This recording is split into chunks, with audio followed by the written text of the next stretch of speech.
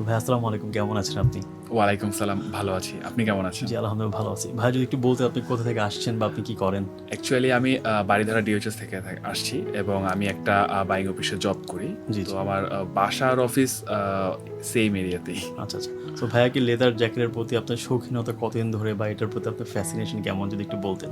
হ্যাঁ, আসলে লেদার জ্যাকেটটা হচ্ছে ছেলেদের সবথেকে স্টাইলিশ একটা পার্ট। জি, কম বেশি সবারই একটা এটার প্রতি একটা উইকনেস থাকে। জি। তো সেরকম আমারও যেহেতু আমি একটু শৌখিন বা আমি একটু স্টাইল খুব বেশি ভালোবাসি, সো এটার প্রতি আমার অনেক আগে থেকেই একটাই, বাট আমি আসলে বুঝতেছিলাম না যে কোথা থেকে নিব বা কিভাবে কি করতে হবে। জি। বাট অলওয়েজ এটার প্রতি আমার একটা অন্যরকম একটা ফ্যাসিনেশন কাজ করতো জি। লেদার জ্যাকেটের। জি। সো আমাদেরকে আপনি কিভাবে পেলেন বা অনলাইনে তো অনেকে জ্যাকেটের ভিডিও বানায়, অনেকে জ্যাকেটের ভিডিও আপলোড করে আমাদের মতো। তো আমাদের কোন ব্যাপারটা দেখে আপনার কাছে ট্রাস্টেবল মনে হয়েছে যে না ওনার কাছ থেকে জ্যাকেট বানানো যেতে পারে? যেটা হচ্ছে আমি যখন ডিসাইড করি যে আমি একটা জ্যাকেট নিব এবং ওটা লেদারের উপরেই হবে, জি। সো আমি ইউটিউব বা ফেসবুক এরকম অনেকগুলো সোশ্যাল মিডিয়াতে সার্চ করি, ভ্যারাইটিস ভিডিও দেখি, ভ্যারাইটিস ফ্যাক্টরি বা অর্গানাইজেশনের ভিডিও দেখি।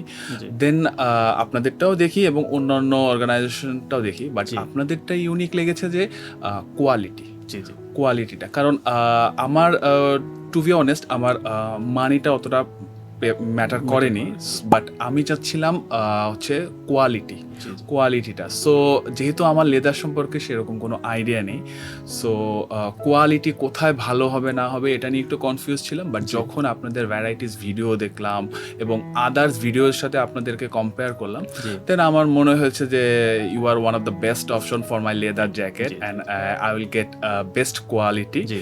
সো ফর দ্যাট আমি আপনাদের এখানে নক করেছি এবং এই তো। জি। সো আপনি কিন্তু মূলত একটা ফেব্রিকের জ্যাকেট নিয়ে আসছিলেন আমার কাছ থেকে। আপনি বলেছেন ভাই সেম এটার মতো বানিয়ে দিবেন, শুধু উপরে কিছু পকেট আছে এটা বাদ যাবে।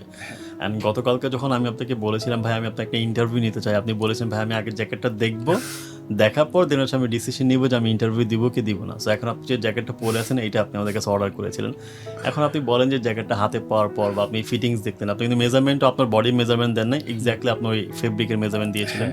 ডিজাইনটাও বলেছেন ওটা হুবহু কপি করতে, শুধু উপরে পকেটগুলো বাদ দিতে। তো design wise, quality wise, swing wise, leather তো কোয়ালিটি আপনি দেখেই গেছেন আগে যখন আপনি আসছেন।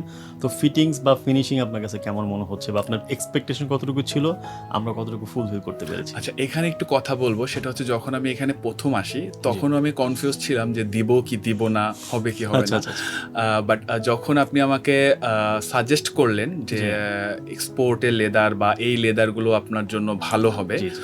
সো তখন আমি ডিসাইড করলাম যে না আমি এখান থেকেই নিব। বাট এর আগেও কিন্তু আমি কনফিউজ ছিলাম যে আমি নিব কি নিব না।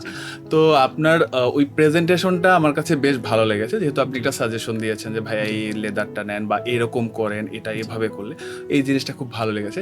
আর হ্যাঁ, যখন আমি খুবই খুঁতখুঁতে একজন মানুষ, বিশেষ করে এটা আপনি বলেছেন। জ্যাকেট বা আদার্স কোনো ড্রেসের হোক, তো যখন আপনি আমাকে বলেছেন যে আপনারটা কমপ্লিট হয়েছে, তখনও আমি কনফিউজ ছিলাম যে কেমন হয়েছে? বিশেষ করে ফিটিং এর ক্ষেত্রে জি, জি। ফিটিংটা আমার মনের মতো বা ওই এক্স্যাক্ট মেজারমেন্ট না হলে আমার বেশ খুঁতখুঁতে একটা স্বভাব থাকতো।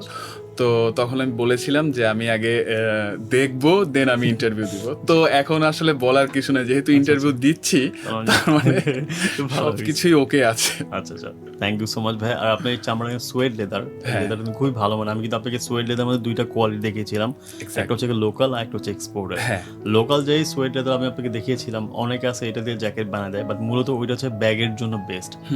সোয়েট লেদার জ্যাকেট কিন্তু ব্যাগ হয়, জুতা হয়, তো অনেকে এই জিনিসটা বুঝে না। ব্যাগের চামড়া দিয়ে যদি আমি আপনাকে জ্যাকেট বানাই দিই তাহলে কিন্তু আপনার ফিটিংসটা ভালো হবে না। যেমন আপনি পরে যে একটা কমফোর্টেবল ফিল হচ্ছে বা আপনার ফিটিংসটা ভালো হয়েছে, এটা one of the best reason হচ্ছে কি এটা লেদার কোয়ালিটি, কত ওকে প্রসেস করা হয়েছে জ্যাকেট বানানোর জন্য। এখন অনেকে আছে একটু সস্তায় চিন্তা করে জ্যাকেটটার দাম ২০,০০০ টাকা, আমি ১০,০০০ টাকা আরেক জায়গায় পাইছি। তারা হয়তো ব্যাগের চামড়াতে বানিয়ে দিচ্ছে, দ্যাটস সে পরাপর মনে হচ্ছে ভাই ফিটিংস ভালো হয় নাই, মেজারমেন্ট ঠিক আছে কিন্তু পরাপর ভালো লাগতেছে না। এরকম যা কাস্টমার যারা প্রবলেমটা করে, ভাই মেজারমেন্ট ঠিক আছে কিন্তু পরাপর কেন জানি বডিতে ফিট হচ্ছে না।